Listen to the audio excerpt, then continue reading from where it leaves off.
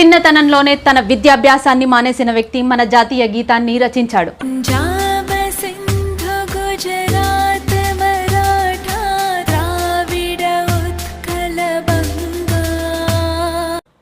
Rabindranath Tagore Asia ఖండంలోనే Nobel శాంతి బహుమతి గెలుచుకున్న మొదటి వ్యక్తి.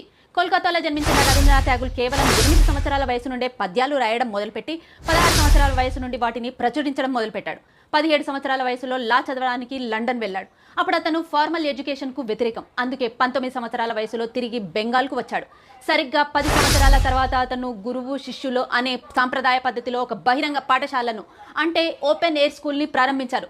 మరియు అక్కడి నుండే తన సుప్రసిద్ధ పుస్తకాన్ని గీతాంజలి రచించాడు. అదే అతనిని ఆసియాలోనే మొదటి నోబెల్ బహుమతి విజేతగా చేసింది. ఆ వచ్చిన డబ్బుతోనే అతను పాఠశాలను నిర్మించాడు.